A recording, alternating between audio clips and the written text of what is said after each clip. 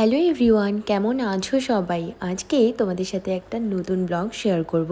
Welcome to my new blog.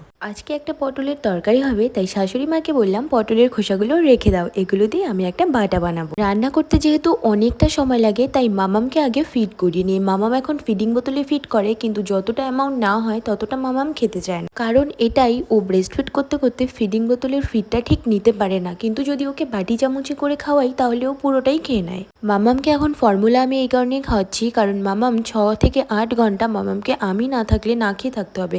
আমার দুদিন পর ডিউটি স্টার্ট হবে, তখন মামাম কি করবে? কিন্তু ব্রেস্টফিড থেকে ফিডিং বোতলে খাওয়ানো বাচ্চাকে খুবই প্রবলেম হয়। এটা প্রথম থেকেই খাওয়াতে হয়, তাহলে হ্যাবিট হয়ে যায়। যেহেতু আমি এটা প্রথম থেকে করিনি, তাই আমার এখন প্রচণ্ড প্রবলেম হচ্ছে। যাই হোক, সকালবেলা মামামকে ফিড করিয়ে নিয়ে ঘর পরিষ্কার করে তারপরে চলে গেছি রান্নাঘরে, কারণ এই রান্নাঘরের কাজটা অনেকটা লেন্দি হয়, আমাদের অনেক রান্না, সেই কারণে আগে নিজের ঘরের কাজগুলো কমপ্লিট করে নিই।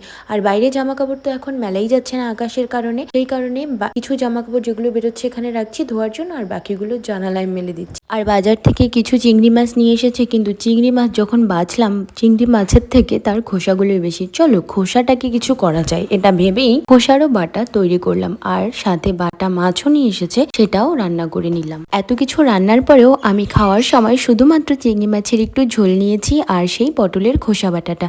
এই খোসা বাটা দিয়ে গরম ভাত খেতে কি যে আর শান্তি লাগে। আর বিকেলবেলা 3জন মিলে রেডি হয়ে গেলাম, মামামকেও একটু ঘোরাবো, আর একটু কিছু গ্রসারি আইটেম নেওয়ার ছিল, তো সেই কারণেই রেডি হয়ে বেরোচ্ছি। চলো আজকে এখানেই শেষ করছি, দেখা করছি নেক্সট কোনো ভিডিওতে। ভিডিও ভালো লাগলে লাইক করে যেও, টাটা।